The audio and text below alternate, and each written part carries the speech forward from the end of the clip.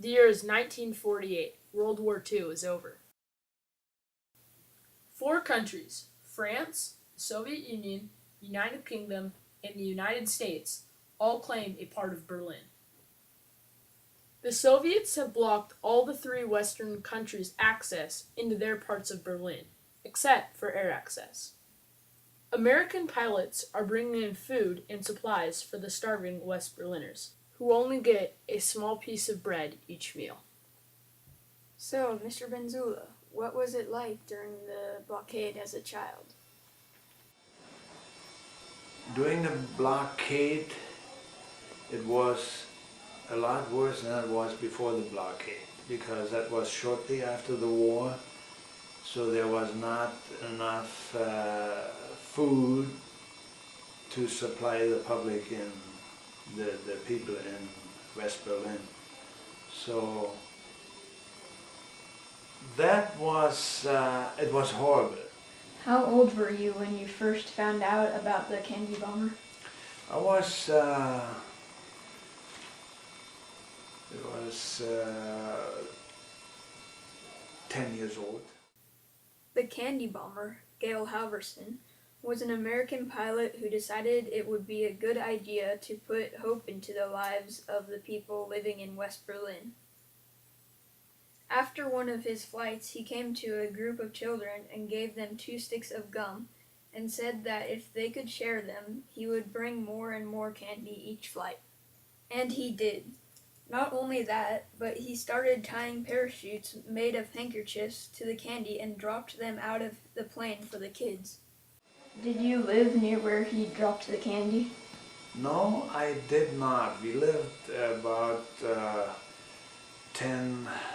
roughly 10 miles or so from the, maybe not quite that far, maybe 8 miles from the airport Tempelhof, where the planes landed and started dropping the candies, which was mostly dropped when they were on a final to land or when they were taking off.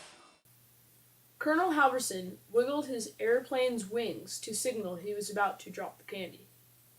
How did you know what days he was coming? That was, it was a big deal, and nobody really knew exactly when they were coming in.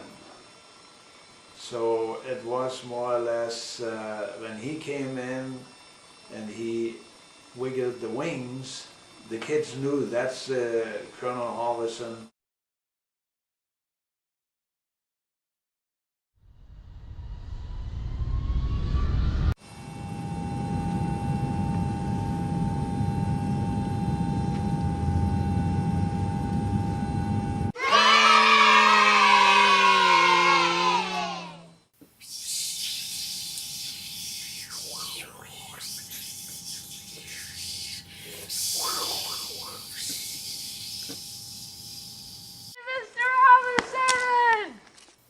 What's this? Chocolate? I've never tasted this before. Yay, Mr. Halverson! Yay! Yay!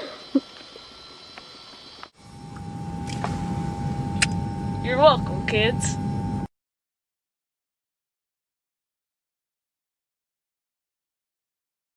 How many times did you get a piece of candy? Well, I just happened to get one parachute.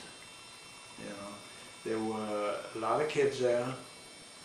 They came from all over because I wasn't the only one who knew about that he was going to drop some candy at a specific location.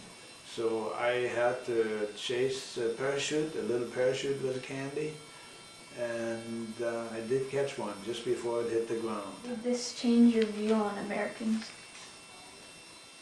I had a good view on the Americans before the candy drop, because when they started with the airlift, they brought us food which we didn't have. And even though when you were a little kid, 10 years old, and you looked in the sky and you seen the big airplanes coming in, the C-47 and C-54s, You know, every time they came flying over the city, they brought either food or flour or medicine or coal or whatever to support the West Berliners. It strengthened my view over the years about the Americans, what they did for the Berliners.